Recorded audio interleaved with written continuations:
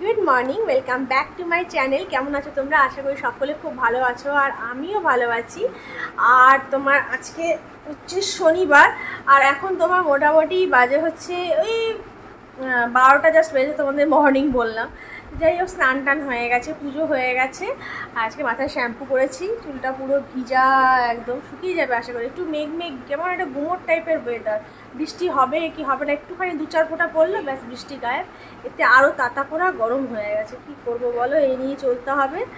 তো যাই হোক, এই হচ্ছে ওয়েদারের আপডেট।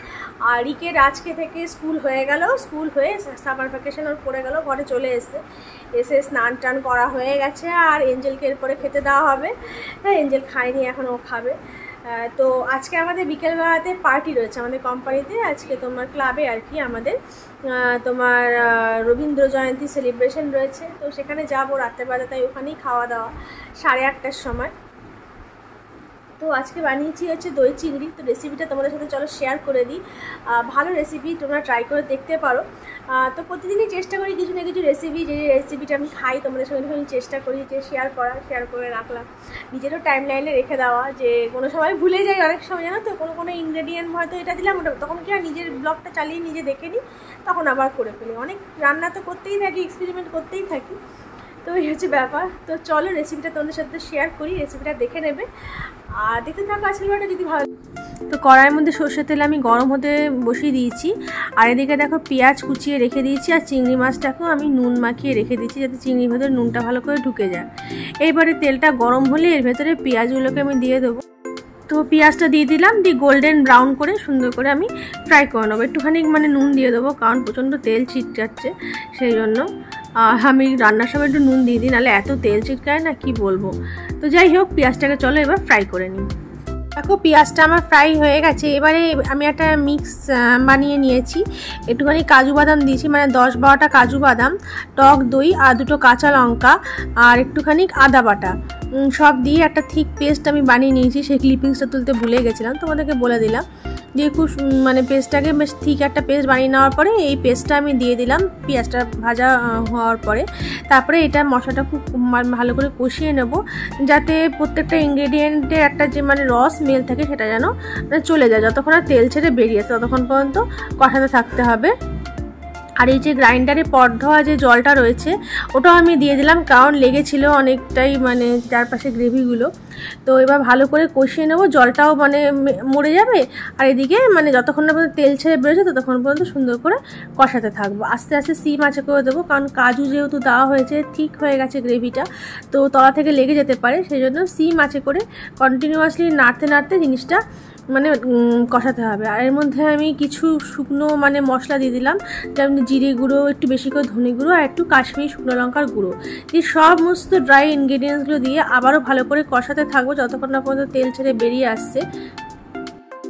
তো গ্রেভিটা যখন মোটামুটি কষানো হয়ে যাবে তখন এর মধ্যে আমি যে ম্যারিনেটেড চিংড়ি মাছটা ছিল একটু কাঁচা লঙ্কাও নিয়ে নিয়েছি, গোটা আর কি, দিয়ে চিংড়ি মাছ দিয়ে খুব ভালো করে আবার কষিয়ে নেবো।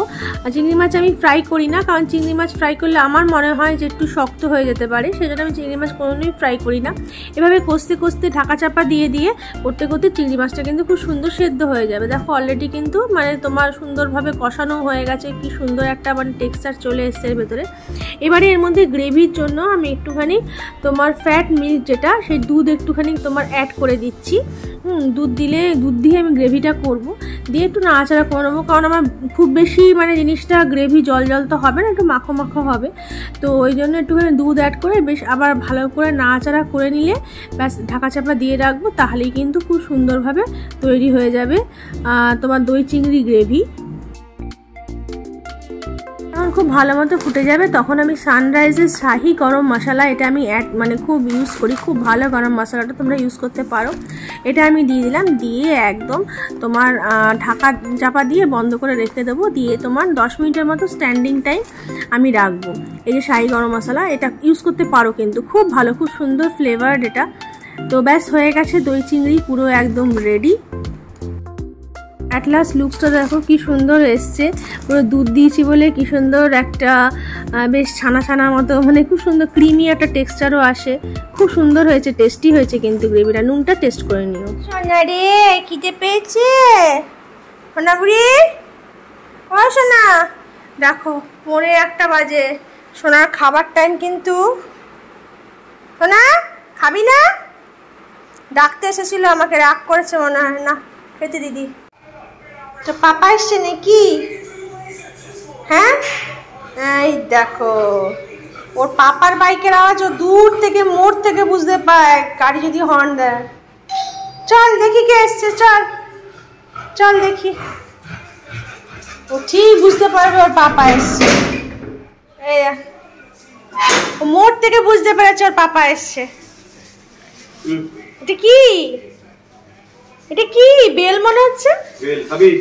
ওর মাথায় পাঠিয়ে দাও। ও কখন তুমি ওখানে হর্ন বেজেছো তখন ওইখান থেকে ও দাঁড়িয়ে আছে এখানে, জানো?